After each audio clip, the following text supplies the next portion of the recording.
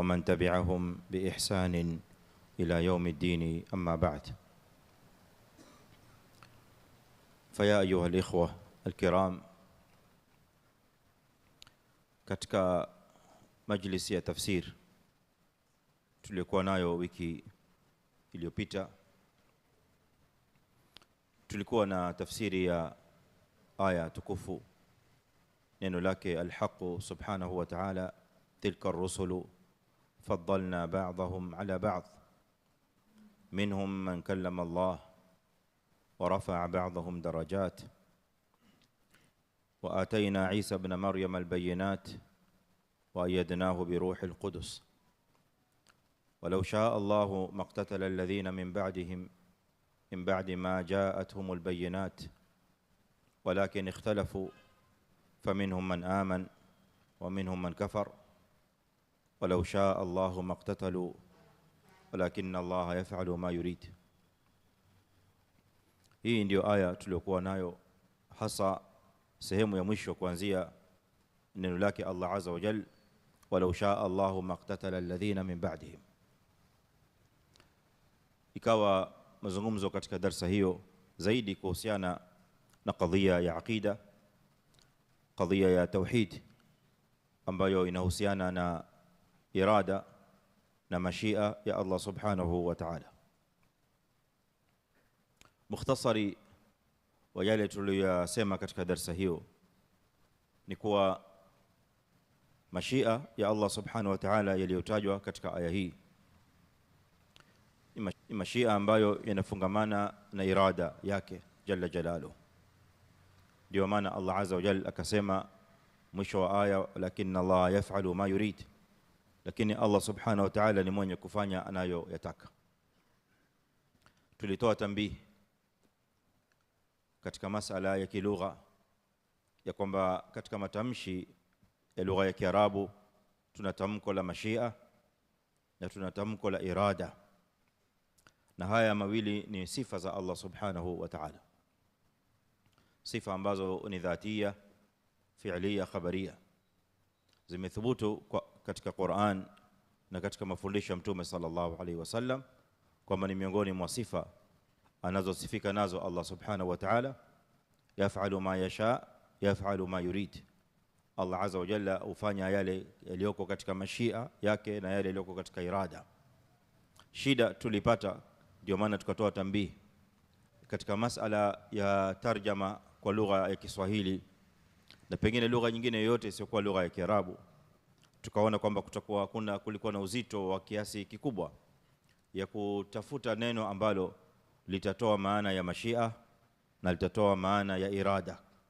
Maana katika lugha ya Kiswahili tuna tafsiri mashia ni kutaka na irada pia ni kutaka, lakini katika lugha ya Kiarabu hizi ni kadhia mbili tofauti katika sifa za Allah subhanahu wa ta'ala.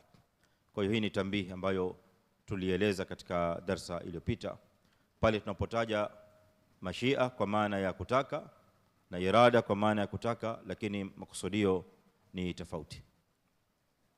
Mwisho tulifikia kwamba irada ya Allah subhanahu wa ta'ala zipo mbili. Kuna irada inayoitwa iradatun diniyatun shar'iyya, na irada ya pili ni iradatun kauniyatun qadariyya. Kwa hiyo somo lililopita lilikuwa ni kuzama zaidi katika hizi aina mbili za irada. Wakati hautoshi kurejelea tena yale tuliyotaja kwa ajili ya kuleta taakid, lakini tunaweza kurudi katika tasjili na kumbukumbu kuangalia somo lililopita yale tulikuwa tuliyazungumzia kwa kirefu. Na ala kulli hal, mukhtasari ni kwamba irada ya diniya ya shar'iyya ni irada ambayo Allah subhanahu wa ta'ala yuhibbuhu, wa irada ya yale ambayo Allah azza wa jalla yardah, ni irada ya mambo ambayo Allah azza wa jalla anayapenda na Allah subhanahu wa ta'ala anayaridhia. Kwa hiyo pale tunapozungumza irada diniya shar'iyya tunazungumza mambo ambayo Allah azza wa jalla yuhibbuha, Allah anayapenda hayo, na yote katika iliyomo katika irada yake shar'iyya Allah azza wa jalla yote ameridhia. Tukizungumza upande wa pili ambayo ni irada kaunia qadaria, hii ni irada ambayo inafungamana na mashia ya Allah subhanahu wa ta'ala, kutaka kwake. Haya ambayo Allah azza wa jalla ameyataka yawe ni lazima yawe, wala hayana budi kuwa. Kwa hiyo hapa tunazungumza yale ambayo Allah azza wa jalla ameyapitisha katika qadar, na si lazima yawe yale aliyoyapitisha Allah azza wa jalla yawe yote ni mambo anayoyapenda Allah subhanahu, au lazima yawe yote ni mambo anayoyaridhia Allah subhanahu wa ta'ala. La, Allah subhanahu amekwisha kukadiria mambo katika qadari na mashia yake, lakini si lazima iwe kwamba hayo aliyoyakadiria alikuwa anayapenda au Allah azza wa jalla anayaridhia. Haya ndio ambayo tuliyazungumza kwa kirefu zaidi katika darasa hiyo. Pengine leo tuendelee kupiga baadhi ya mifano michache katika Qur'an, alafu tuje katika tafsiri ya aya hii tulionayo, tumalize kabla ya kuingia katika tafsiri ya aya inayofuata. Allah subhanahu wa ta'ala katika Qur'an, wakati anatueleza kuhusu irada kaunia qadaria, irada yake kaunia, irada ambayo inafungamana na mashia, ma shaa Allahu kan wa ma lam yasha lam yakun.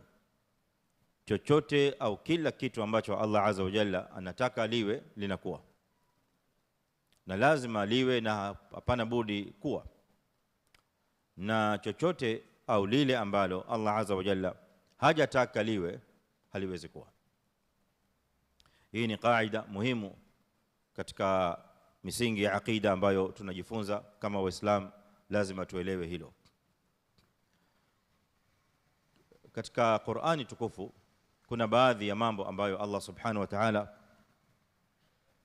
ametufahamisha ya kwamba yanakwenda kulingana na irada yake kaunia qadaria. Kwa hivyo mambo hayo yapo chini ya mashia yake subhanahu wa ta'ala. Jambo la kwanza ni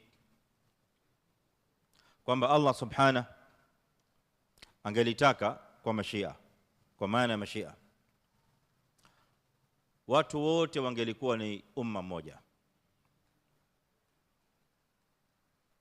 Allah subhanahu wa ta'ala angelitaka katika mashia yake watu wote duniani, kuanzia kiumbe wa kwanza hadi wa mwisho atakayekuja, watu wote wangelikuwa ni umma mmoja.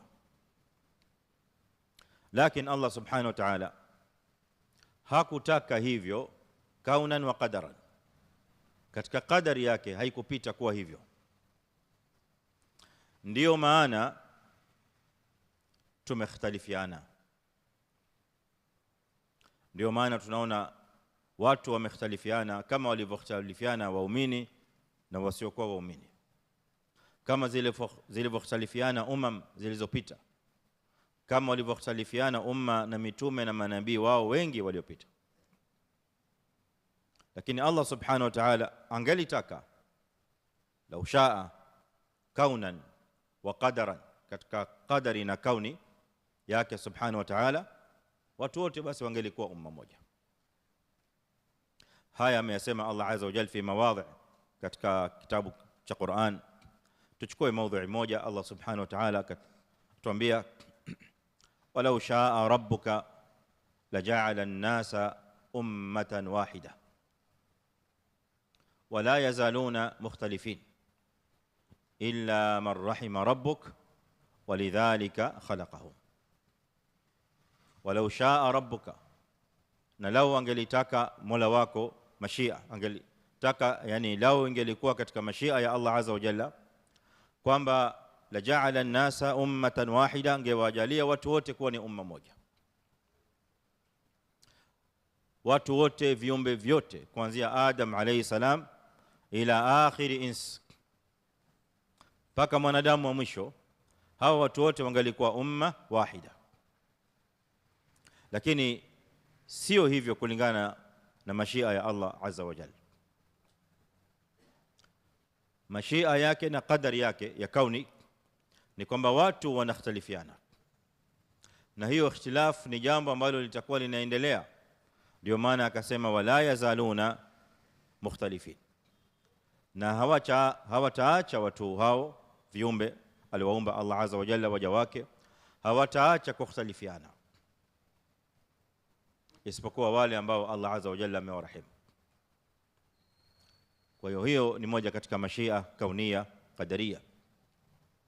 Kadhalika mfano mwingine wa pili wa mashia ya Allah azza wa jalla fi kitabihi almajid ni mashia ya kwamba lau Allah azza wa jalla angelitaka watu wote wangelikuwa wameamini, watu wote wangelikuwa waislamu, kuanzia kiumbe mwanadamu wa kwanza Adam, min ladun Adam alayhi salam, mpaka kiumbe wa leo na mpaka kiumbe atakayekuja mwisho wa dunia hii, wote viumbe hawa wangelikuwa wote waumini. Kungelikuwa hakuna kafiri hata mmoja, hakuna mushrik hata mmoja. walau shaa rabbuk la amana man fil ardi kulluhum jami'a. Allah azza wa jalla angelitaka katika mashia yake jalla jalalu, wote walioko viumbe katika ardhi hii wote wangeliamini.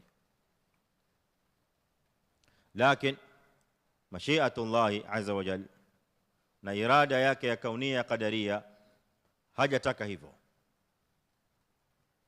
Ni kwamba watu watakuwa katika sehemu mbili, wale walioamini na sehemu ya pili wale wasioamini.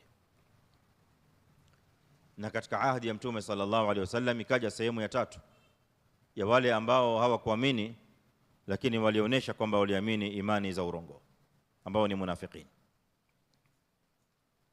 Kul hadha tahta mashiati llahi azza wa jalla. Kadhalika katika mashia yake Allah subhanahu jalla jalalu ni hidayah, kwamba angelitaka watu wote pia wangeongoka, lakini Allah subhanahu wa ta'ala anampa hidayah amtakaye na anamnyima hidayah amtakaye. Innaka la tahdi man ahbabt walakin Allah yahdi man yasha. Ambiwa mtume wetu Muhammad sallallahu alaihi wasallam, hukuwa wewe ni mwenye kumuongoa, yani kumuongoza katika njia ya sawa, katika haki yule mtakaye. Ni Allah subhanahu wa ta'ala ndiye ambaye anamuonesha yule amtakaye katika mashia, akamuonesha njia ya haki, akaingia katika hidayah. Kwa hiyo mwana Adam kuingia katika hidayah ni mashia ya Allah subhanahu, na mwanadamu kukosa hidayah pia ni mashia ya Allah subhanahu wa ta'ala. Yote hayo mawili katika irada kaunia qadaria ya Allah subhanahu jalla jalaluhu. Kadhalik katika mashia ya Allah subhanahu jalla jalaluhu ni kwamba kuna baadhi ya mambo ambayo anayazuia, hasatan adhabu anayazuia Allah subhanahu wa ta'ala kutowafikia waja wake kwa ajili au kutokana na kwamba ndani ya mashia yake na irada ametaka waja wake wasifikwe na adhabu ile au yale mazito miongoni mwa ukuba ambazo Allah azza wa jalla alikuwa amekadiria yawafikie waja wake. Mfano, Allah subhanahu wa ta'ala awakumbusha waumini, hasatan sisi wafuasi wa Mtume Muhammad sallallahu alaihi wasallam, kwamba ameleta sheria katika sheria za Uislamu na hukumu za Kiislamu nyingi. Hizi sheria ambazo Allah azza wa jalla amezileta ni sheria ambazo ndani yake kunapatikaniwa taisir, kuna wepesi na takhfif kubwa mno ndani yake. Mfano wa wepesi ya sheria ya Mtume Muhammad sallallahu alaihi wasallam ni kule katika masala ya kuamiliana na kuishi na mayatima. Allah azza wa jalla akatoa ruhusa kwa wale wasimamizi wa mayatima baada ya baba zao kuondoka wao wakiwa wadogo na wamewaachia mali. Wale wanaoitwa ausiya, wasimamizi wa wale mayatima, wanasimamia zile mali zao, Allah azza wa jalla amewapa ruhusa. Miongoni mwa mambo ambayo wanaruhusiwa kuyafanya, wanaruhusiwa kuchanganya mali zao na mali za mayatima kula pamoja. kwa sababu bila ya ruhusa hiyo palikuwa pana uzito mgumu sana, na palikuwa na dhiki na shida kubwa kwa wale wasimamizi wa mayatima. Vipi watailinda na kuhifadhi mali ya wale mayatima wakati ule ule wale mayatima wanahitajia kuishi na kula? Yani una yatima katika nyumba yako, unamsimamia, ana mali ambayo babake aliyeondoka duniani kamwachia, na wewe nawe una watoto pale nyumbani. Na hizi ahkam tulikwisha kuzungumza katika majalis ya tafsiri nyuma, aya hii ishapita. Na wewe una watoto pale nyumbani, watoto wale wanaishi pamoja na yule yatima uliyemchukua kuishi naye nyumbani. Hii ndio inaitwa kafalatul yatim au alqiyam ala amri alyatim, na wewe unaitwa wasi, wewe unaifanya hivyo katika lugha ya sharia. Sasa huyu yatima aliyoko katika nyumba yako anahitajia kula, anahitajia kunywa, anahitajia matumizi, anahitajia kuvaa na mambo mengine ya mahitaji ya maisha. Je, wakati wa kupika utapika chakula au sufuria mbili ya chakula au utafanyaje? Sufuria moja ni kutokamana na pesa zako wewe mwenyewe mfukoni, mali yako. Sufuria ya pili ni sufuria ya chakula unaoisimamisha, inayotokamana na mali ya huyu yatima peke yake. Je, utaendelea kufanya hivyo nyumbani?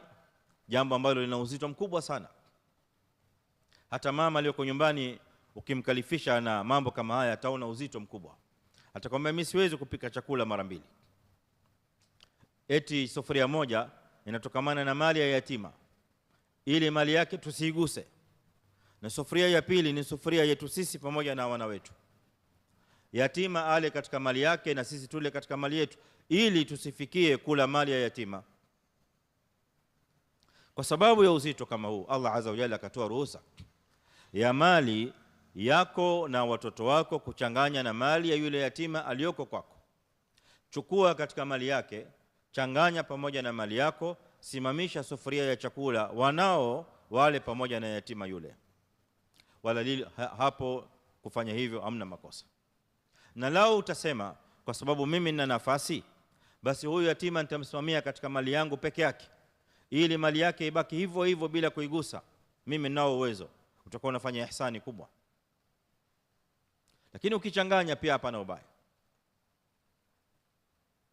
Sasa kwa ajili ya kufanya hivi, Allah azza wa jalla akawakumbusha waumini, akawaambia wa in tukhalituhum fa ikhwanukum fi din. Hawa mayatima lao mtachanganya mali zenu na mali zao, basi ni ndugu zenu katika dini. Walau shaa Allahu wallahu ya'lamu al-mufsida min al-muslih walau shaa Allahu la'anatakum. Allah azza wa jalla pindi mnapochanganya kile chakula chenu na chakula cha mayatima, anajua nia ya kila mmoja wenu, nani ambaye nia yake ni kutengeneza na nani ambaye nia yake ni kuharibu, nani ambaye nia yake ni kuipora mali ya yatima, na nani ambaye nia yake si kupora bali ni kuchunga na kuhifadhi mali ya yatima na kuchukua katika sehemu kidogo tu kiasi cha kumtosheleza yatima yule pamoja na watoto wenu. Haya Allah subhanahu wa ta'ala anaelewa na ametoa ruhusa. Angelitaka katika mashia yake subhana la a'natakum, angeliwatieni katika uzito mkubwa sana, uzito ule wa kupambanua na kwa kufanya mali ya kila moja iwe mbali na chakula cha kila moja kwa mbali na mavazi ya kila moja kwa mbali. Lakini Allah subhanahu wa ta'ala arada at-taysir wa shaa at-takhfif. Allah azza wa jalla alitaka na kupendelea kuweko na takhfif na taysiri katika sheria ya ummati Muhammadin sallallahu alayhi wa alihi wasallam. Mfano mwingine wa mashia ya Allah azza wa jalla ambayo imepita ili watu wasifikwe na adhabu, mfano pia kadhalika mashia ya uquba. Alam tara ila rabbika kayfa madda adh-dhilla walau shaa laja'alahu sakinan thumma ja'alna ash-shamsa alayhi dalila. Huu ni mfano wa mashia nyingine ya Allah azza wa jalla ambayo lau ingelipita watu wangelikuwa katika adhabu. Lakini mashia yake kaunia qadaria, irada kaunia qadaria, mashia kwa maana ya irada hiyo, ndio maana watu hawajafikwa na adhabu hii. Adhabu hiyo ni adhabu gani? Alam tara ila rabbika kaifa madda dhill, je, hujaona kwa mtazamo wa kielimu wa kuona na kuelimika, ili kufahamu ya kwamba Mola wako Allah subhana jalla jalalu, kaifa madda dhilla, vipi ameivuta na kuinyanyua na kupanua kivuli.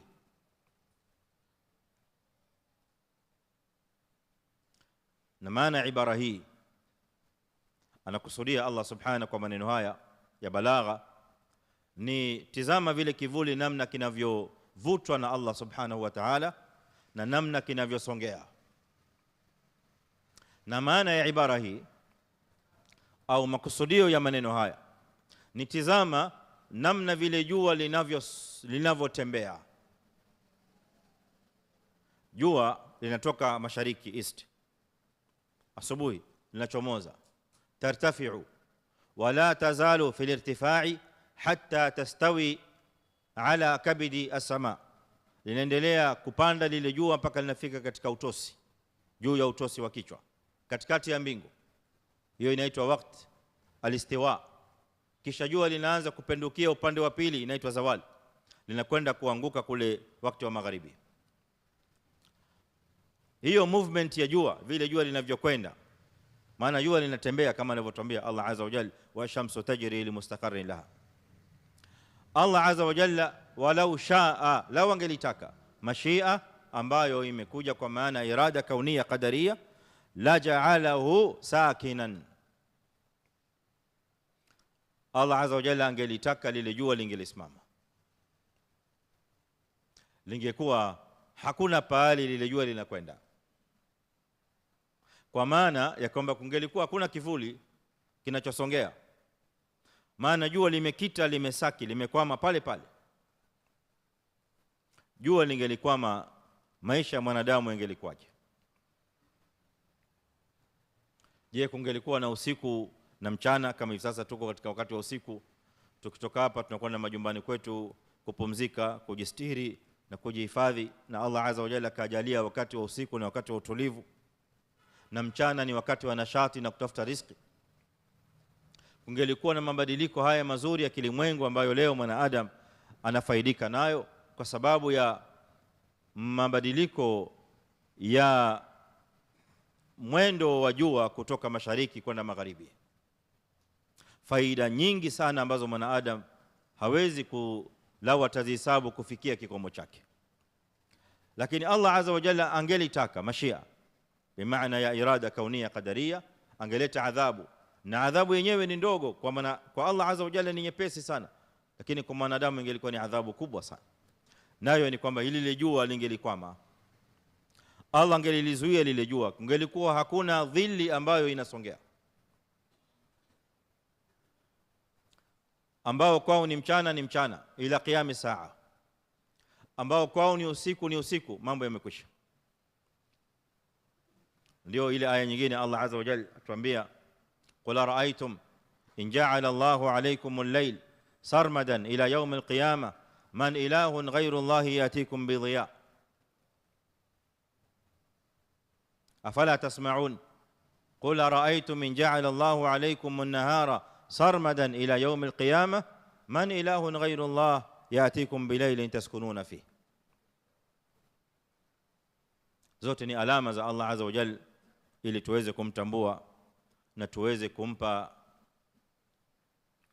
ukubwa na cheo chake Allah azza wa jalla anachostahiki cha kupewa taadhima pamoja na ibada ambayo anastahiki jalla jalaluhu. Kadhalik katika mambo ambayo Allah azza wa jalla shaaha kaunan wa qadaran, min al-umur allati shaa Allah azza wa jalla, mashia ambayo yamekuja bimaana irada kaunia qadaria, ni af'al an-nas, ni matendo ya waja, matendo ambayo ndani yake muna ya khairi mazuri na matendo ambayo ndani yake muna matendo maovu mabaya. Yale matendo yaliyo maovu na mabaya pia Allah azza wa jalla ameyataka yawe, lakini ameyataka yawe katika qadar yake jalla jalalu, wala haimaanishi kwamba matendo hayo anayependa subhanahu wa ta'ala na anayeridhia. Kwa mfano, wakadhalika ja'alna likulli nabiyyin aduwan shayatin al-insi wal-jinn yuhi ba'dhuhum ila ba'dhin zukhruf al-qawli ghurura. Allah azza wa jalla amejalia kwa kila nabii alikuwa na adui anayetokamana na majini na adui wanaotokamana na watu. Likulli nabiyyin aduwan shayatin al-insi wal-jinn, adui ambao ni mashetani wa wanadamu na mashetani wa majini. Wanadamu kuna mashetani na majini kuna mashetani. Allah azza wa jalla amejalia hivyo. Kila nabii alikuwa na adu alladhi kana yuadi min shayatin al-ins wa min shayatin al-jinn. ثم ماذا قال ربنا تبارك وتعالى ولو شاء ربك ما فعلوه.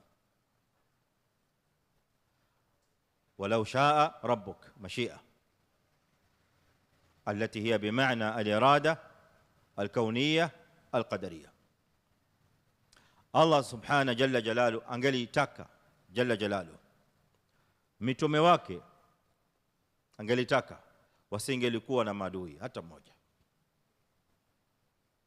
Nabiyuna Muhammad salawatu rabbi wa salamu alayhi, Allah azza wa jalla law shaa lama udhi, law shaa rabbuna tabaraka wa taala ma udi wala qutil wala ukhrija min makkah min dari sallallahu alayhi wa alihi wasallam. Hivi haya yote yametokea, Allah azza wa jalla anayaona. Hina udhiya, alipoudhiwa salawatullahi wa salamu alayhi. Hina qutil, alipopigwa vita. Hatta qarabu, mpaka jamaa walikaribia an yaqtuluhu, walikaribia kumua.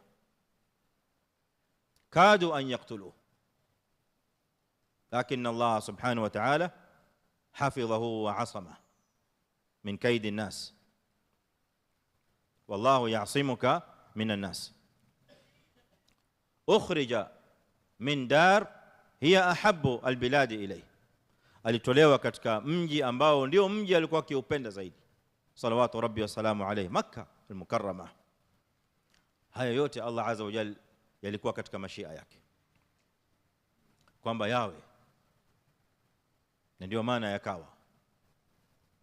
Angelitaka Allah subhanahu jalla jalalu yangesingelikuwa hivyo. Fahadhi irada kauniyya qadariyya. Lakini haya yote mambo ambayo wanayafanya na mengine mengi katika mambo ya maovu na mabaya yamefanywa, yapo chini ya mashia, yapo chini ya irada ya Allah azza wa jalla kauniyya qadariyya. Lakini si bimaana, wala sio kwa maana kwamba kwa hivyo Allah azza wa jalla yardha dhalik, yardha bidhalik wa yuhibbu dhalika minhum. Allah azza wa jalla alikuwa anayaridhia hayo na aliyapenda hayo kutoka kwao. Kalla. Ndio maana Allah azza wa jalla akawasahihisha na kuwakosoa na kuyabatilisha madai yao ya uongo wale makafiri waliposema walau shaa Allahu ma abadna min dunihi min shay nahnu wala abauna wala shaa Allahu ma ashrakna. Allah azza wa jalla akawaambia wala yarda liibadihi alkufr. Hii ibara ikabatilisha hadhihi almazaim albatila, haya madai yote ya batili ya uongo kwamba eti Allah azza wa jalla hivyo ndivyo alivyotaka. Naam, shaa Allah azza wa jalla arada dhalika kaunan wa qadaran lakinahu tabaraka wa taala la yarda bidhalika wala yuhibbu.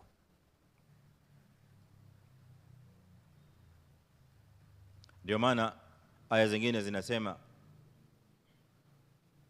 wakadhalika zayyana likathirin min almushrikeen qatla awladihim shurakaa'uhum liyurduhum waliyalbisu alayhim dinahum walau shaa Allah ma fa'alu.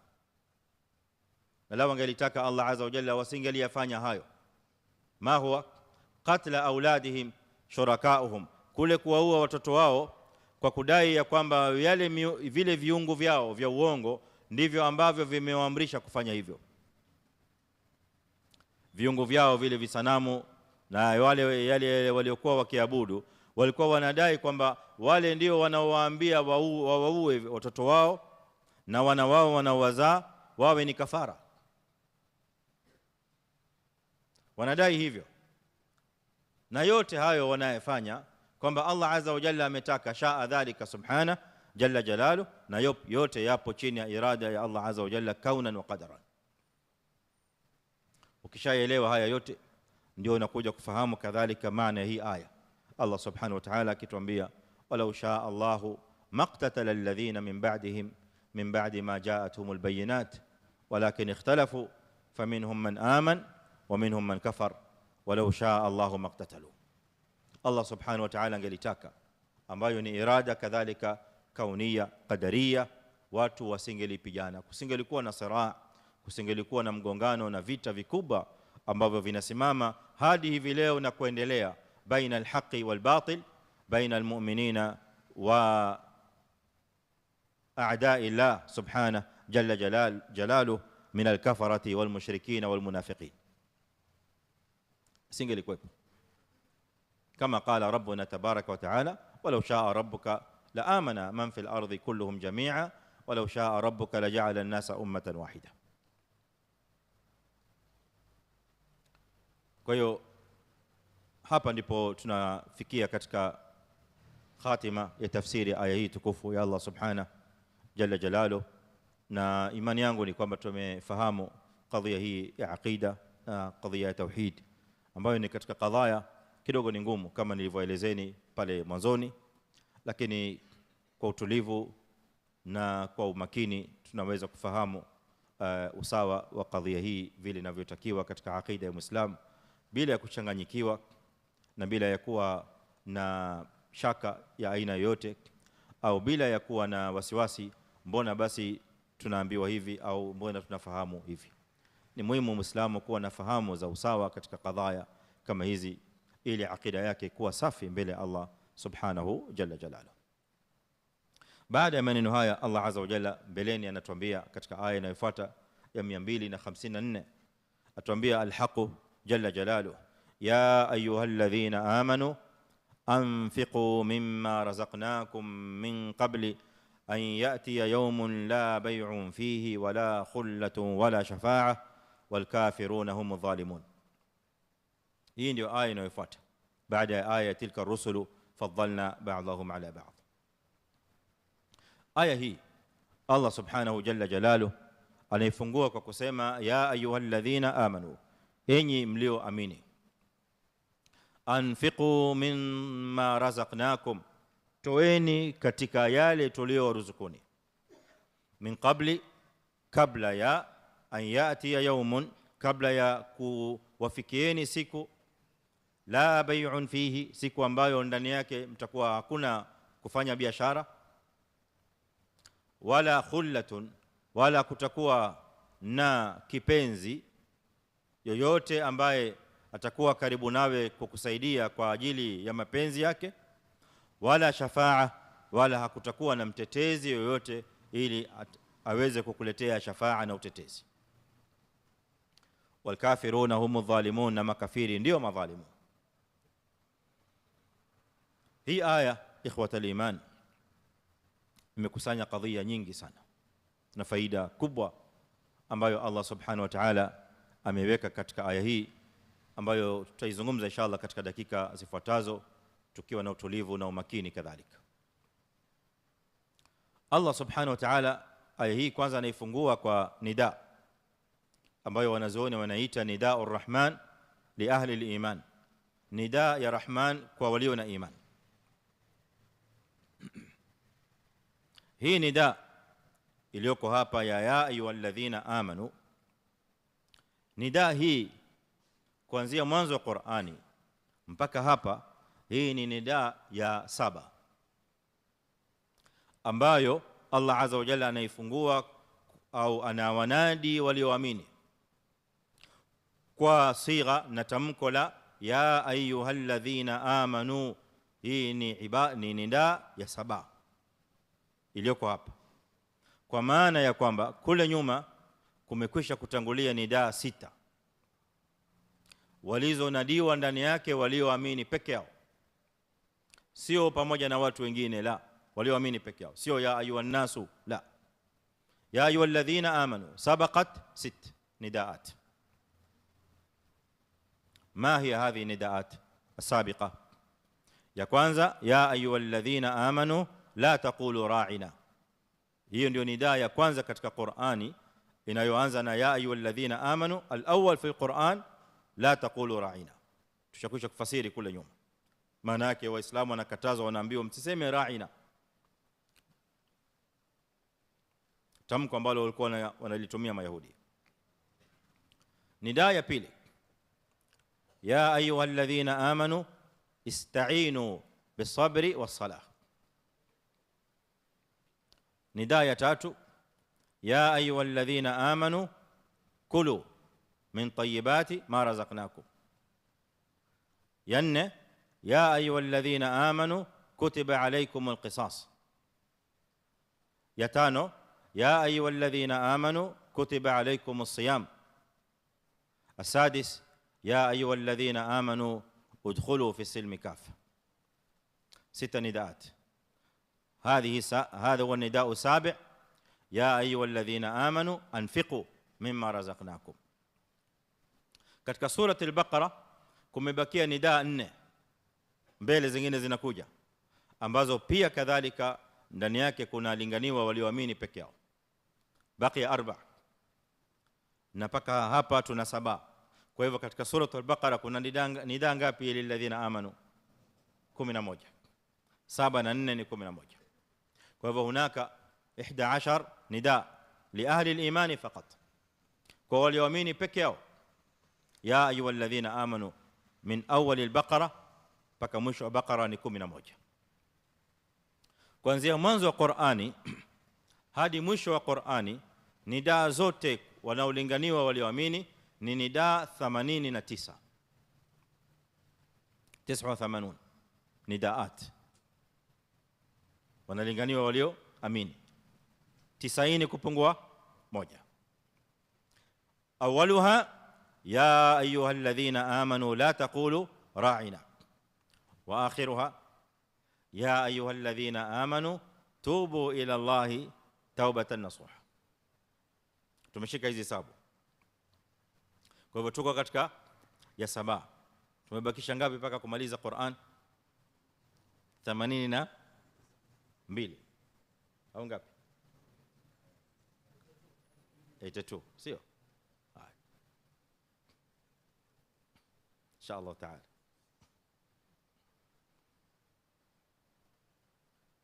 الله سبحانه وتعالى أتوانبيا يا أيها الذين آمنوا. ابن مسعود رضي الله عنه أسمع maneno haya ameyapokea Imam al-Baihaqi بإسناده في شعب الإيمان.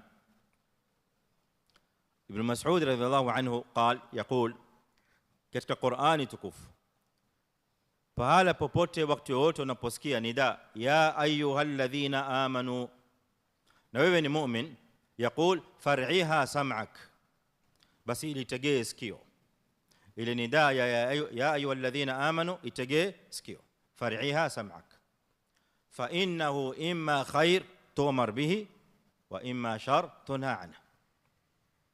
Kwa sababu nida hiyo imma itakuwa ndani yake ina khairi ambayo unaamrishwa au mna shari ambayo unakatazwa. Pahala popote wakati wote katika Qur'an ukisikia imam anasoma katika sala au wewe mwenyewe unasoma katika kisomo chako uradi wako, unapofikia aya ndani yake yakulu al-haqq tabarak wa taala ya ayyuhalladhina amanu, kuwa makini na kuwa mtulivu na tega sikio kwa makini. Lianna fi hadha nida, katika nida hii ndani yake mna mambo mawili, imma khair tu'mar bihi, kuna khairi ambayo unaamrishwa na Allah jalla jalaluhu, au kuna shari ambayo Allah azza wa jalla anakukataza. Mithalu alkhair, kama hii aya tulionayo sasa hivi, anfiqu, hiyo ni khairi ambayo Allah azza wa jalla anakuamrisha. Mfano wa shari, ya ayyuhalladhina amanu innamal khamru wal maisiru wal ansabu wal azlamu rijsun min amali shaytan fajtanibuhu la'allakum tuflihun. Hadha shar tunha anhu. Kwa ni moja katika mawili, jua ima ni khairi au ni shar. Fahfadhu hadhihi al-ibara an ibn Mas'ud radhiyallahu anhu, ibara nzuri iliyo na faida kubwa kutoka kwa huyo sahabi min kibari ulamai sahaba radhiyallahu anhu, katika wanazuoni wa masahaba radhi za Allah azza wa jalla ziwafikie wote. Allah jalla jalaluhu katika hii nida, khairi ambayo anatuamrisha ndani yake ni anfiqu mimma razaqnakum. Kwa hiyo amri ya khairi ipo katika hii ibara ya anfiqu, na anfiqu ni fi'lu amri, maana yake ni toeni. Mimma razaqnakum, katika yale tuliyoruzukuni. Nida katika Qur'ani ambazo zimekuja kwa amri ya kutoa, anfiqu, kuanzia mwanzo wa Qur'ani mpaka mwisho ni nida mbili peke yake, na hii inaonyesha umuhimu na uzito wa kadhia ya infaq, kwa maana ya kwamba Allah azza wa jalla katika kuwanadi waumini ahli al-iman, hii amri ya infaq ameiletilia taakid, akaileta mara mbili amri ya infaq, na hii tulionayo hapa ni ya kwanza, ya ayyuhalladhina amanu anfiqu mimma razaqnakum. Ya pili kadhalika iko ndani ya suratul Baqara, itakuja mbele tukiingia juzuu ya 3, tuko juzuu ya 3 baada kama safha moja na nusu.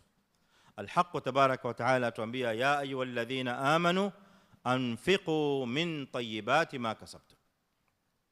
Kwa hivyo tuna amri za infaqi kwa walioamini mbili katika Qur'an. Nudiya ahlul iman bil amri bil iman bil amri bil infaq marratayn. Awwaluha ya ayyuhalladhina amanu anfiqu mimma razaqnakum fi hadhihi al-aya, katika hii aya. Mara ya pili inakuja mbele anfiqu kadhalik min tayyibati ma kasabtum, wa hadha yadulluna ala 'idhami amri al-infaq, umuhimu wa amri ya infaq, lianna Allah subhanahu wa ta'ala akkada dhalik. Allah jalla jalalu ameleta taakid kule kurejelea, hakurejelea Allah azza wa jalla abatha, na kila aya imebeba message yake, lakini amri ya infaq ikarudiwa mara ya pili kuonesha umuhimu na uzito wa amri ya infaq. Thumma qala al-Haqq tabaraka wa ta'ala mimma razaqnakum. هذه العبارة هي عبارة يقول الله عز وجل كتوانبيا مما رزقناكم أفادتنا فائدتين. هي عبارة يمتوبة فائدة mbili kubwa sana. Faida ya kwanza, anna al-infaqa, ya kwamba kule kutoa, laysa min jami'i al-mal, sio katika mali yote, bali tunatoa min tab'idhiyya, ni katika baadhi ya mali, sio mali yote. Hii faida ya kwanza kubwa. Allah azza wa jalla hajawataka waumini waislamu watoe mali zao zote, anfiqu ma razaqnakum, la, min baadhi kidogo tu katika yale tuliowaruzukuni, min tab'idhiyya, na kile kidogo alichokitaka Allah azza wa jalla ukitoe, ukiangalia katika yale mengi ambayo Allah azza wa jalla amekuruzuku, ukiangalia kwa hakika si kitu ambacho kitakutia hasara au kitakusababishia kuwa na hofu juu ya unachokitoa, labda unaweza kumalizikiwa au kufilisika, lianahu shay qalil. Faida thania mimma razaqnakum imeleta faida nyingine kubwa ya kwamba anna almunfiqa la minnata la minnata lahu ala Allah fi infaqihi. Almunfiq la minnata lahu ala Allah jalla jalaluhu fi al-infaq. Yule mtoaji wakati watoa hana nafasi hata ndogo, hata chembe kidogo ya kuwa na minna, ya kuwa na minna juu ya Allah subhanahu wa ta'ala kwamba ametoa, kujifakhri, kujinaki, kujigamba au kujisifu kwamba umetoa mbele ya Allah azza wa jalla kwa ajili ya kutoa. Huna nafasi hiyo hata kidogo. Limadha wa madalil? Kwa sababu Allah subhanahu jalla jalaluhu qal mimma razaqnakum, toweni katika yale tulio waruzukuni. Kwa hivyo yale ambayo Muislamu yule anayetoa yuatoa katika yale anayoyatolea, yale anayoyatolea Muislamu huwa mimma razaqahu Allah jalla jalaluhu, ni katika yale ambayo Allah tayari amemruzuku. Kwa hivyo tayari ni ya Allah subhanahu wa ta'ala, wa laysa lak. Hata uje ujigambe au ujisifu au ujinaki ujifakhri kwamba umetoa, kwani ulikuwa unatoa katika yako? La, sio yako. Mali uliotoa katika ndani yake, au uliotoa sehemu katika mali hiyo, au riziki yoyote uliotoa, huwa laysa min malik wa laysa min rizqik wa laysa min ataik, huwa min mali Allah jalla jalaluhu wa huwa min rizqi Allah subhanahu jalla jalaluhu wa huwa min ata'i Allah subhanahu wa ta'ala. Hiyo ni riziki ya Allah azza wa jalla, kakupa wewe mwanzo. Kwa hivyo wewe ndio uliyeneemeshwa mwanzo na Allah jalla jalaluhu. Kwa hivyo kama an'ama Allah azza wa jalla alaik, kama ambavyo Allah subhanahu wa ta'ala alivyokuneemesha, wa manna alaika, na Allah kawa na minna juu yako. Kwa hivyo wewe regesha fadhila ya Allah azza wa jalla kwa kutoa na kuwapa wale ambao wao hawajapata nafasi ile ya kupewa, wale ambao wamepungukiwa na wale ambao waliona dhiki. Lianna al-arzaqa biaqdari Allah azza wa jalla, kwa sababu riziki zinakwenda kulingana na qadari za Allah subhanahu jalla jalaluhu. Haziendi qat biuquli nas wala biulumihim wala biafhamihim wala bidhakaihim. Riziki za waja katu haziendi kulingana na elimu zao wala fahamu zao wala akili zao wala kulingana na vile wanavyojua na ujanja wao, abadan. Rizqullahi azza wa jalla wa arzaquhu tabaraka wa taala tajri biaqdarihi, zinakwenda kulingana na qadari ya Allah subhanahu. Kuwa na elimu utakavyokuwa, lakini si elimu hiyo ile ulionayo huwa alladhi yatika birizq. Kuwa na nguvu utakavyokuwa, lakini sio nguvu ile ambayo itakuletea riziki. Walau kanat al-arzaqu tajri ala al-hija, na lau kama riziki zingelikuwa zinakwenda kulingana na akili, zingelikuwa zinakwenda kulingana na nguvu na kadhalika, ma akala al-usfuru shay'un ma'a an-nisr. Ndege usfur ni ndege dhaifu, an-nasr ni ndege aliye na nguvu, lakini al-usfur yurzaq, Allah subhanahu wa ta'ala yarzuquhu kama yarzuq an-nasr, kama anavyomruzuku ndege mwewe au yule ndege aliye na nguvu zaidi kumshinda usfur, ndege ambaye ni dhaifu. Lakini Allah subhanahu jalla jalaluhu ma'a dha'fi hadha at-tayr yarzuquhu, hana nguvu zile nguvu za mwewe na ndege mwingine yoyote aliye na nguvu, ambaye anakwenda kukamata ndege wenzake, anakwenda kukamata vifaranga vya kuku. Kisigi au ndege aliye dhaifu kama kisigi hana nguvu za kwenda kuchukua kukamata ndege wenzake na kukamata vyakula kwa nguvu. Yantadhir, anasubiri mbegu, mtama, mchele umemwagwa pahali, umeonekana pahali, ende katarazaka. lakini Allah subhanahu ma'a dha'fihi yarzuquhu. Kadhalika yule ambaye hana elimu, Allah azza wa jalla yarzuquhu. Yule ambaye hana fahamu, hana akili, Allah azza wa jalla yarzuquhu. Bali kuna wengine elimu zao zipo chini sana, na wengine walio na madigrii, wale walio na madigrii riziki zao zipo duni, dhaifu kushinda wale ambao hawana madigrii, hawana elimu.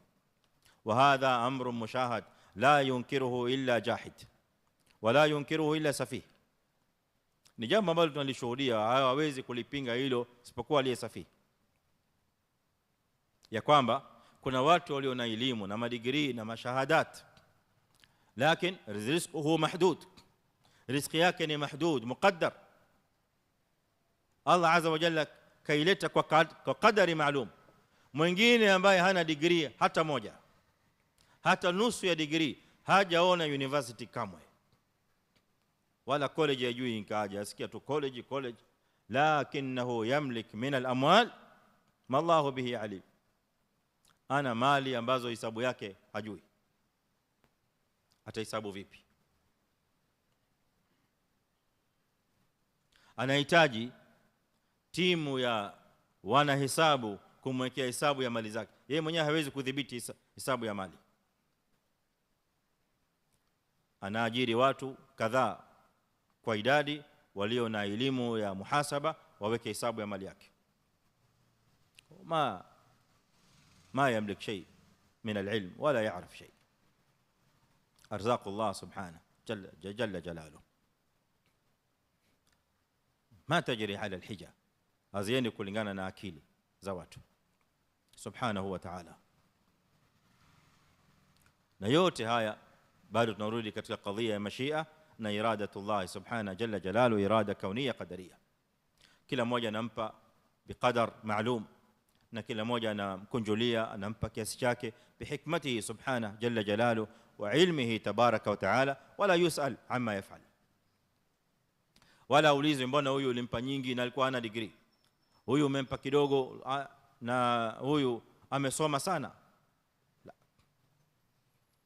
Jana nasoma katika taarifa moja, bwana moja sasa hivi mpaka mwezi uliopita huu ameweza kufikisha katika masomo yake degree 150,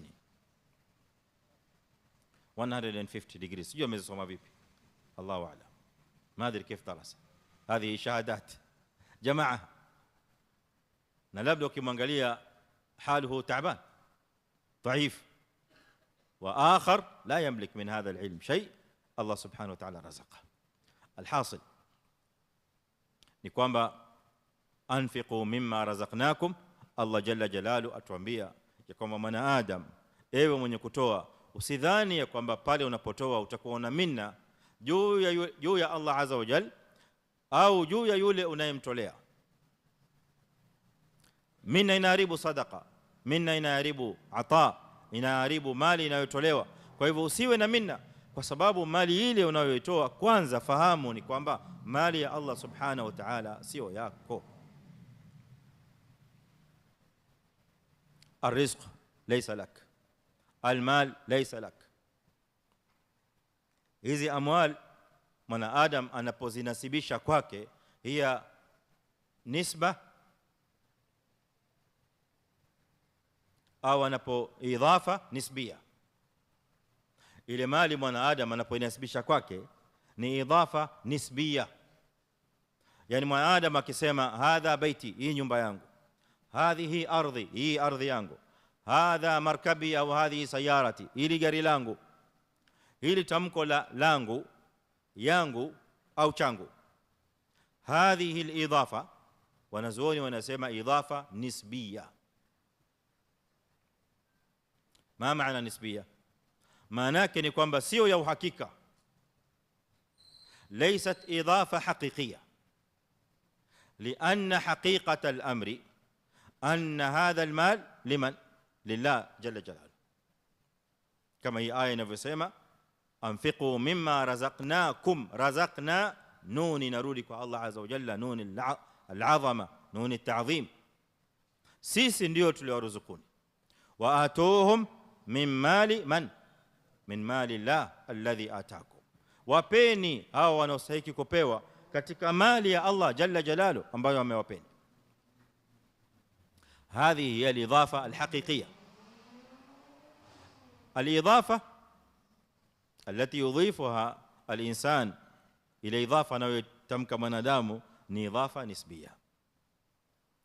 Ile ardhi, lile jumba, lile gari ni lako ule muda ambao wewe umejaliwa kuishi hapa duniani.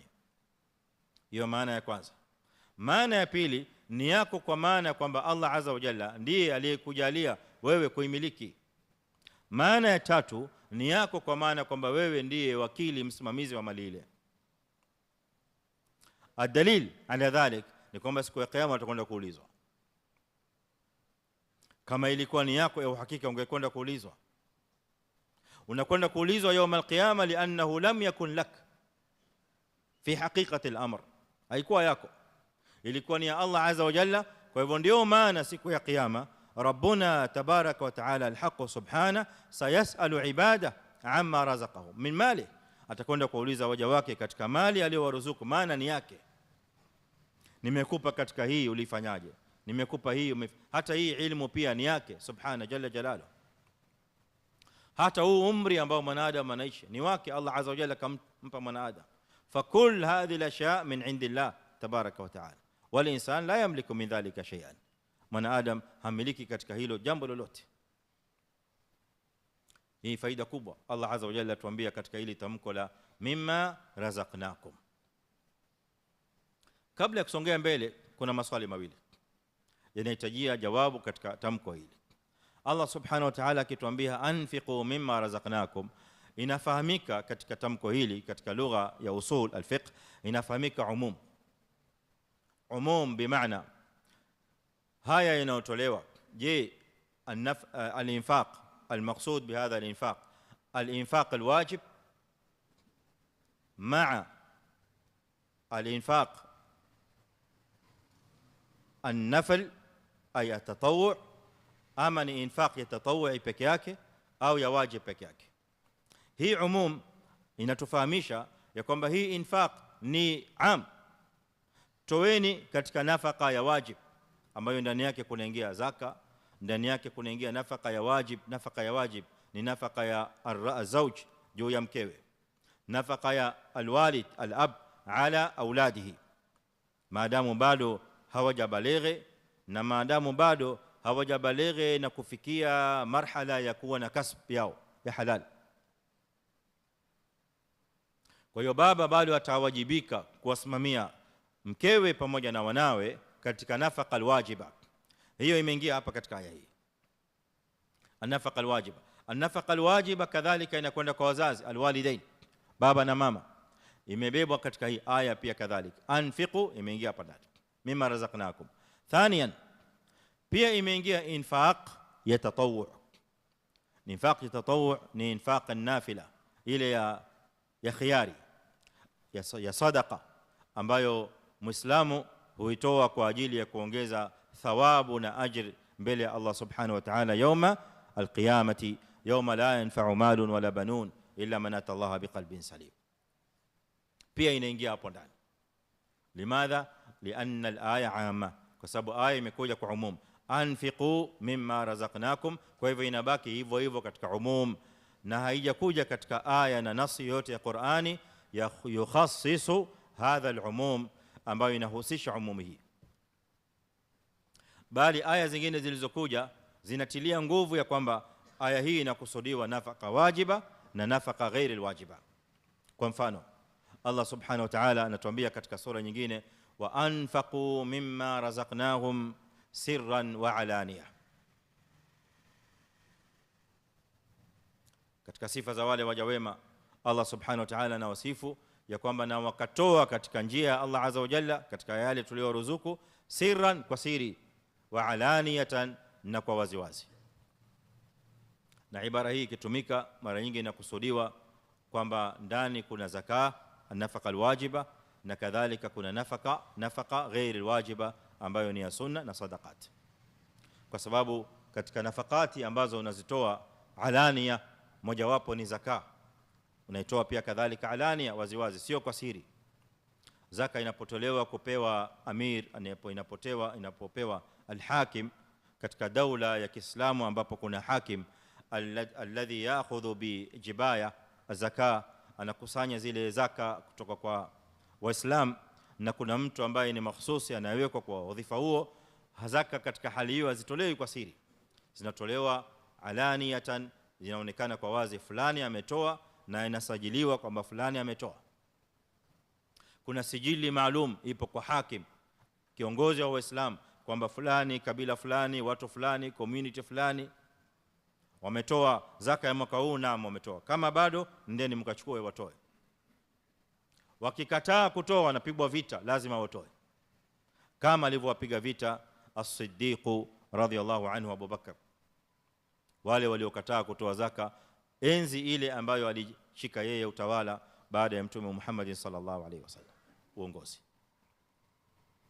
Kwa hiyo kadhalika swala hili tumeliweka wazi ya kwamba nafaka aliyokusudia hapa Allah subhanahu wa ta'ala ni nafaka wajiba, na kadhalika nafaka ghairi alwajiba zimeingia kwa sababu ya umumi.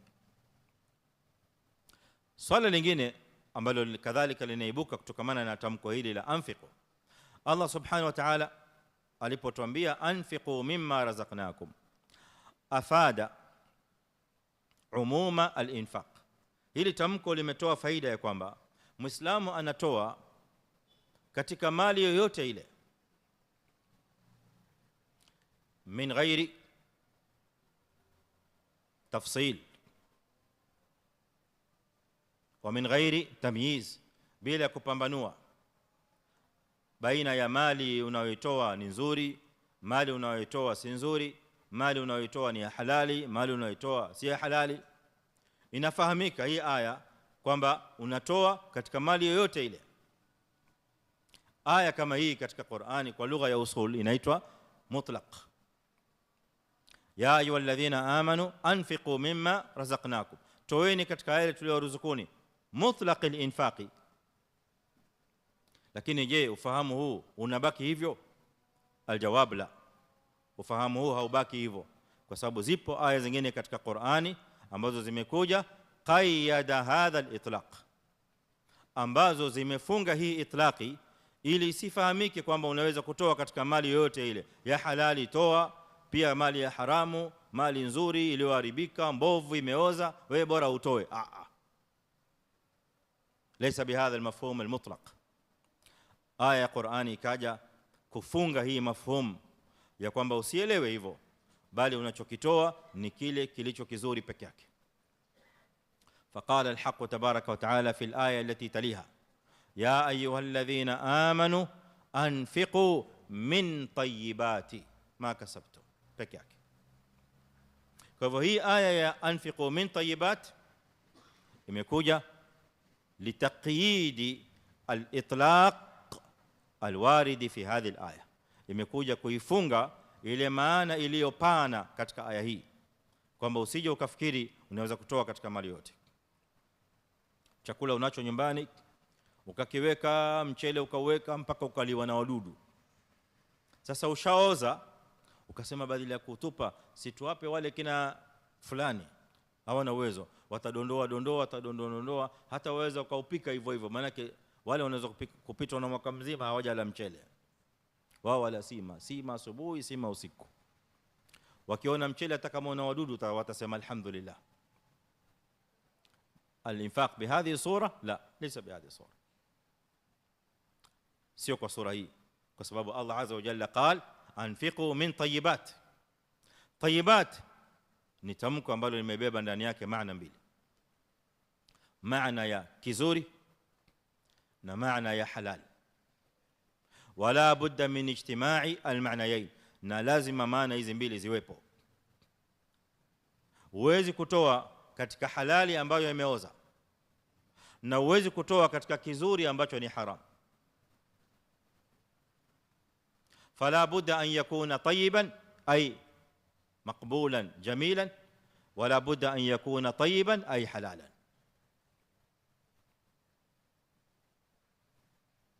Unaweza kutoa kizuri lakinahu min alharam, bali nzuri. Noti, kuna mtu anakataa noti, hakuna mtu anakataa pesa noti.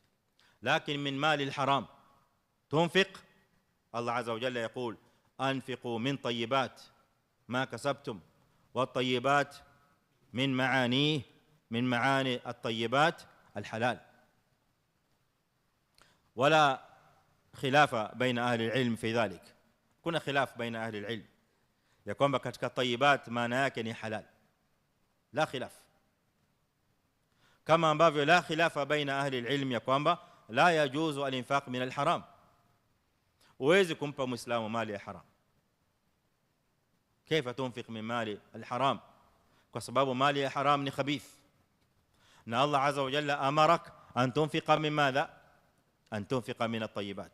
je, mali ya haram min at-tayyibat? la, huwa min al-khabith. haiendani na amri ya Allah azza wa jalla.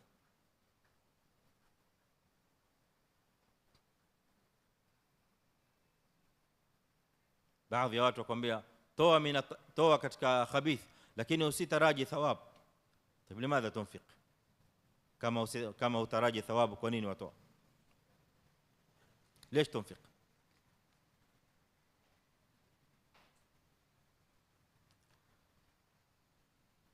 kwa hiyo Allah subhanahu wa ta'ala, aya hii maana inayofahamika ambayo ni pana, Allah subhanahu wa ta'ala ameibana na ameifunga maana hii katika aya nyingine jalla jalalu, akituambia kwamba kinachotolewa ni kile kizuri peke yake ambacho ni halal.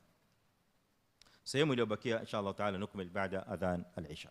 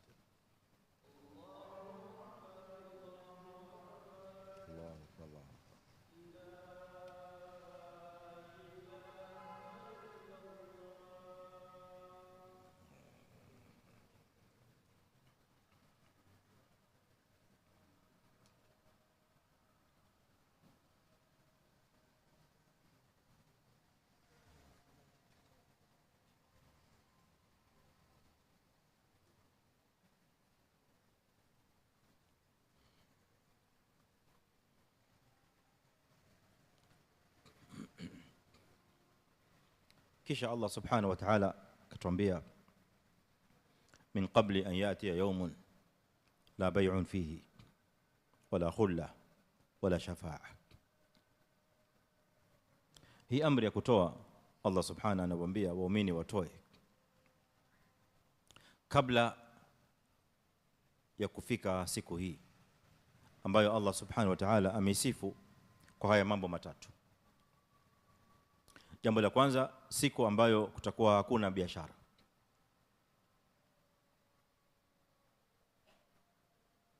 Hakuna kununua na kuuza. Sifa ya pili ni siku ambayo kutakuwa hakuna vipenzi ambao watakufaa kwa namna yoyote ile. Marafiki walio vipenzi kutakuwa hakuna. Na sifa ya tatu, siku ambayo kutakuwa kadhalika hakuna utetezi wa aina yote na shafaa.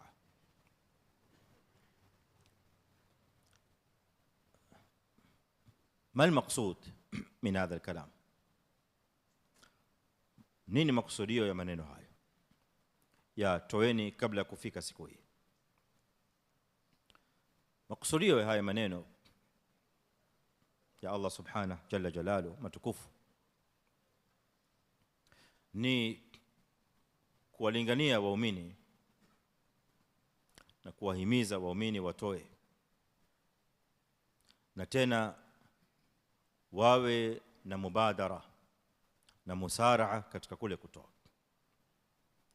yani watoe kwa haraka, wakimbilie katika kutoa.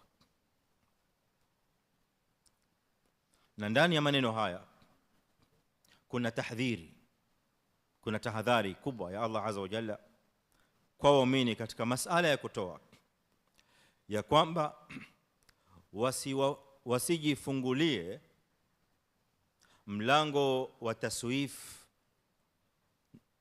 au mlango wa taajili. Katika mambo mazito ambayo yanamfika Muislamu, ambayo yanamzuia Muislamu au muumini kutotekeleza mambo ya kheri, na mojawapo wa mambo ya kheri yaliyo makubwa ni kutoa kwa ajili ya Allah subhanahu jalla jalalu, khasatan kutoa kwa ajili ya sadaqat katika njia za kheri, katika mambo ya taat, katika mambo ya birri, katika mambo yanayoshajiisha Uislamu, katika mambo yanayosimamia na kutetea Uislamu na dini ya haki ya Allah subhanahu jalla jalalu. Katika mambo makubwa yanayomsibu Muislamu ni afa na msiba wa taswif. Taswif maana yake ni nita, baadaye. Taajil ni kupeleka mbele. Na hakuna mlango ambao ni haraka zaidi Muislamu kujifungulia, au ibada ambayo ni haraka sana Muislamu kujifungulia mlango wa taswif na taajil kushinda mlango wa infaq. Milango mingine ya ibada Muislamu anaweza kuwa na mubadara fulani na musaraa fulani, huenda ikawa ukiamua kusoma Qur'ani unaweza kusoma, ukiamua kwenda umra unaweza kwenda umra, ukitiania kwenda umra mwezi ujao unakwenda, kwenda haji mwaka huu unakwenda, tubadir nau'an ma. Lakini kuna mlango fulani ambao Muislamu pengine huenda asizindukane.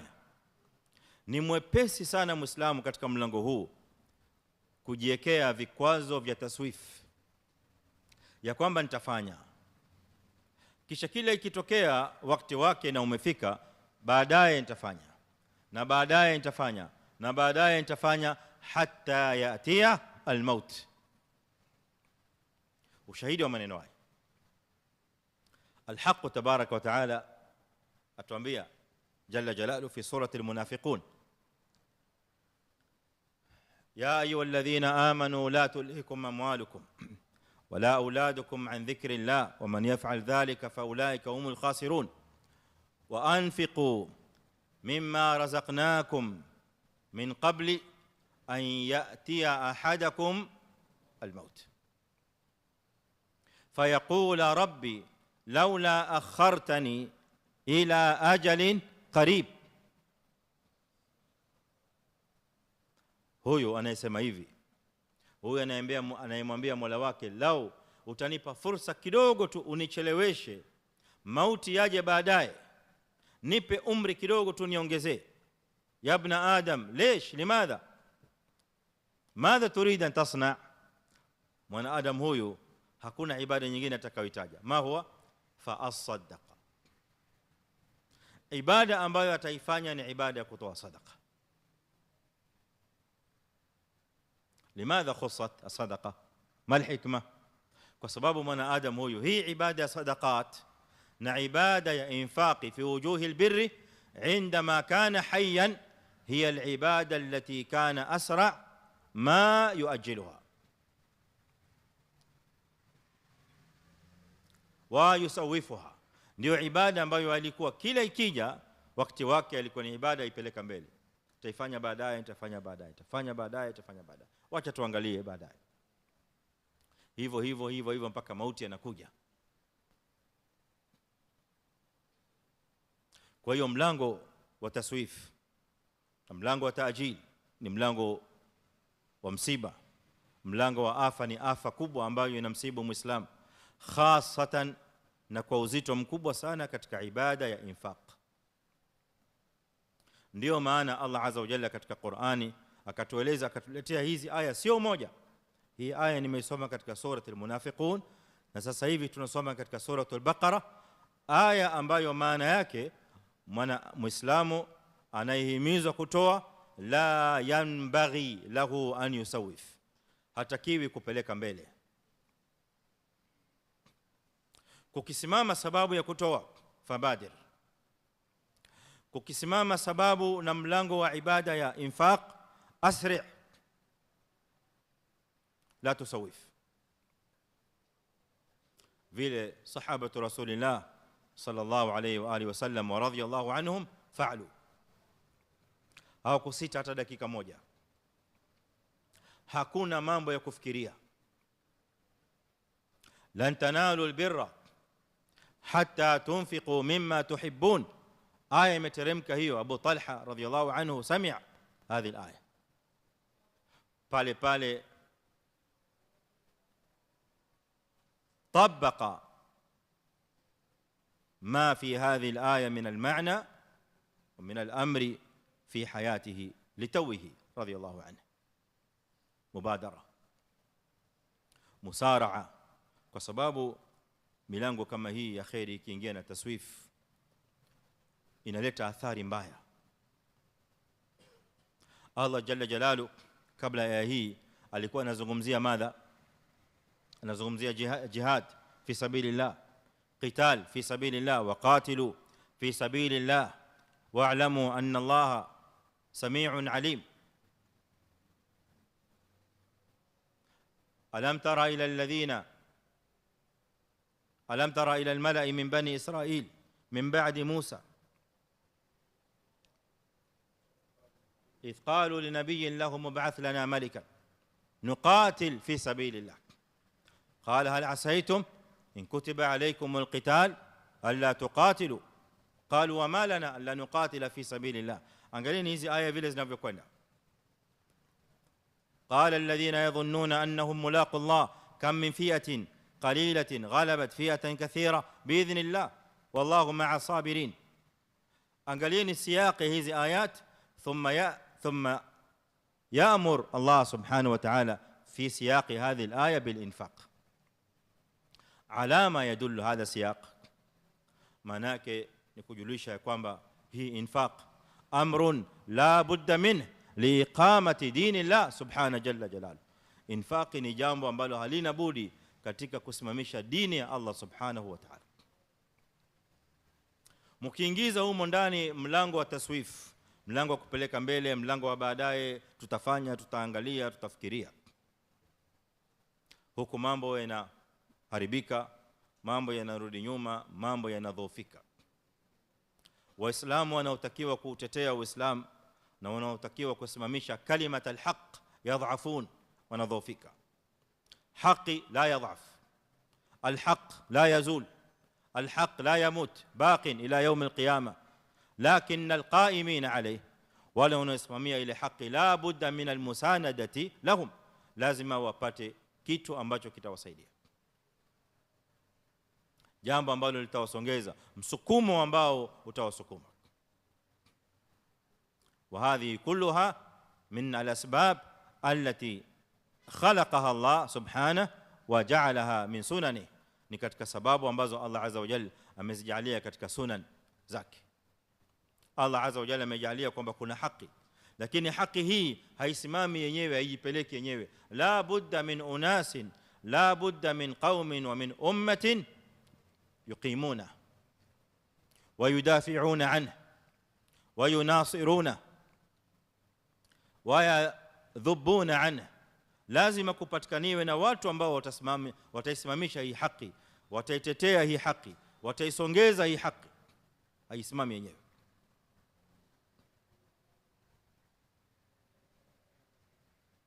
Labud. Ndio maana na moja katika nguzo ya kusimamisha haki hii ni almal, nguzo ya infaq. Wajahidu fi sabilillah bi amwalikum anfusikum bi anfusikum wa amwalikum. La budda min ijtima'i al-amrayn, lazima mambo mawili yote haya yawepo, nafsi na mali. Dhawul yasar, walioruzukiwa mali na uwezo wanatoa katika uwezo, na wale walio na nafsi wanatoa katika nafsi, walio na uwezo wa hali wanatoa hali zao, wa hakadha. Dini ya Allah subhanahu na haki anayotaka Allah subhanahu wa ta'ala iweze kusimama. Ndio maana tangu enzi za mtume na sahaba na waja wema waliopita, ma zalu yudafi'una an hadha alhaqi wa yunasirunahu, hawakuacha kuendelea kuitetea haki hii na kuisimamisha haki hii bikulli ma utu, kwa yote waliopewa, min almali wa min alhali wa min alanfusi. Walitoa katika mali, walitoa katika nafsi, walitoa katika hali zao, umri wao, nyakati zao na kila kitu, ili dini hii iweze kusimama ya haki ya Allah subhanahu jalla jalaluhu. Allah subhanahu wa ta'ala alihusisha haya mambo matatu kwa sababu au hikma ni kwamba hapa duniani mwana Adam anayapata yale anayoyataka kupitia kwa mojawapo wa haya mambo matatu, hakuna lingine la nne. Leo mwanadamu kuna jambo unalitaka, lile jambo ambalo unalitaka ima utalipata kwa kulinunua, au utalipata kupitia kwa kipenzi chako ambaye ni mpenzi wako atakupa kwa sababu ya mahaba, au utalipata lile jambo kwa sababu ya kwamba kuna mtu ambaye amesimama kwa kutetea upate jambo lile. Madha turid? Wataka cheo utapata ima kwa kukinunua kile cheo. Kuna baadhi ya watu wananunua vyeo ili wapate madaraka. Au utakipata cheo kupitia kwa khulla ni masdar ya khalil, kipenzi. Kuna mtu anakupenda na yeye ana madaraka ya juu zaidi, kwa hivyo anakutaka na wewe pia kadhalika upate cheo, atakupa limawaddatihi alkhalisa lak, kwa ajili na kwa sababu ya mapenzi yake halisi kwako. Thalithan, au kwa sababu ya shafaa, waende watu wakalobi wakakutetee, jamani tunataka mtu wetu huyu mumpe cheo, mpeni waziri huyu. Watu wabebezane, waende pale grupu la watu, timu ya watu, waende kwa fulani kiongozi, bwana tunataka kijana wetu huyu, tumekuja kumtetea ili apate uwaziri. Hizi ndizo njia ambazo mwana Adam hapa duniani anapata mubtagha, murada, yale anayoyataka yote. La yakhruj min hadhihi al-ashya' al-thalatha. Ukishaelewa hivyo ndio utaelewa hikma ya Allah azza wa jalla kutaja haya mambo matatu يوم القيامه peke yake. La bay'un fihi, siku ambayo ndani yake hakuna biashara. Kwa hivyo duniani hapa sisi kama kuna jambo walitaka unalinunua, una pesa, mimi nitafanya nitakalo, pesa ninazo. يوم القيامه la yanfa'u malun wala banun, pesa hazikufai. Kwa hivyo lile ambalo ulikuwa unaweza kulinunua duniani, يوم القيامه ma tashtari. ماذا تريد؟ مغفرة يوم القيامة، مسامحة والله عز وجل unuliwi. ماذا تريد؟ رضوان الله، unataka radhi za Allah azza wa jalla. رضوان الله عز وجل لا يشترى، hainuliwi. ماذا تريد؟ الجنة، جنة hainuliwi kwa pesa يوم القيامة. na pesa zenyewe huna, min aina tati? bilmal. na wewe umefufuliwa hufatan uratan ghurla, umefufuliwa hafian, una viatu, arian, una nguo, aghral, hujatahirishwa.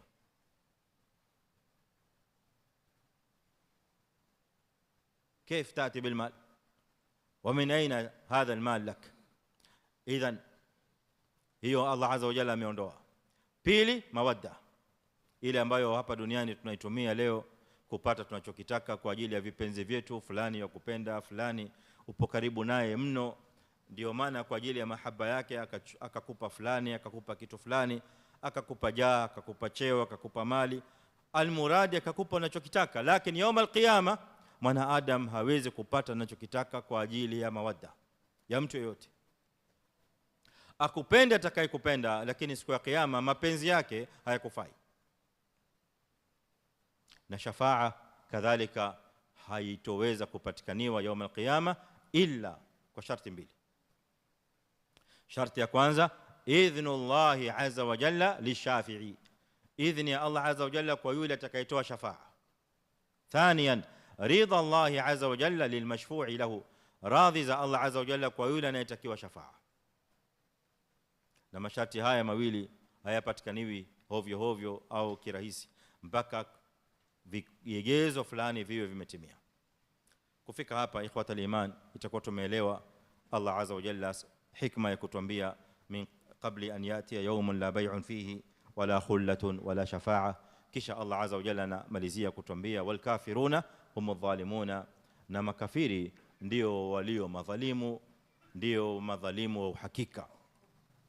Allah subhanahu wa ta'ala amefanya dhulma ndio khabari ya mubtada ya makafiri, kwa maana ya kwamba makafiri madhalimu wa uhakika na dhalimu wa uhakika wa ukweli mkubwa kabisa ni yule kafiri, kwa sababu amekusanya dhulma iliyo kubwa na dhulma iliyo mbaya zaidi, ambayo ni dhulma ya kumkufuru Allah subhanahu jalla jalaluhu, na dhulma kadhalika kumshirikisha Allah jalla jalaluhu, kama qala inna shirka la dhulmun adhim. Ata bin Dinar rahmatullahi ta'ala alayhi katika salafi salih asema alhamdulillahi alladhi qala wal kafiruna hum adh-dhalimuna wa lam yaqul wadh-dhalimuna hum al-kafiruna. Ni himdi zote ni za Allah azza wa jalla na sifa njema kwa kwamba amesema na makafiri ndio madhalimu, wala hakusema na madhalimu ndio makafiri. Kwa sababu angelisema na madhalimu ndio makafiri, basi madhalimu wote wangelikuwa katika ukafiri. Lakini alhamdulillah kwamba tamko la Allah azza wa jalla likawa ni wal kafiruna hum adh-dhalimun. Hapa tumefika tamati na mwisho wa tafsiri ya aya hii ikhwatal iman, na wacheni kwa swali. Tungelijibu lakini wakati umekwisha, kwa hivyo tunalifanya swali hili ni swala la bahthi, watu kwenda kufanya bahthi na kupekua ili kupata faida. Swali lenyewe ni kwamba masiru, kuna siri gani fi iqtirani al-infaq biiqamati as-salati fi iddati mawadi' fi kitabillahi azza wa jalla? Kuna siri gani ya kwamba Allah azza wa jalla ameshikanisha ibada ya kutoa na ibada ya kusimamisha sala katika sehemu mbalimbali ya Qur'an? Mfano, Allah subhanahu wa ta'ala amesema wa qul li'ibadi alladhina amanu yuqimu as-salata wa yunfiqu mimma razaqnahum sirran wa alaniya min qabli an ya'tiya yawmun la bay'un fihi wala khilal. Surah Ibrahim. Wa qul li'ibadi alladhina amanu yuqimu as-salata wa yunfiqu mimma razaqnahum sirran wa alaniya. Kisha namaliza aya vile vile kama nilivyosema kwenye Baqara, min qabli an ya'tiya yawmun la bay'un fihi wala khilal yani wala khulla. Katika surati Fatir Allah azza wa jalla qala innal ladhina yatluna kitaba Allahi wa aqamu salata wa anfaqu mimma razaqnahum sirran wa alaniya.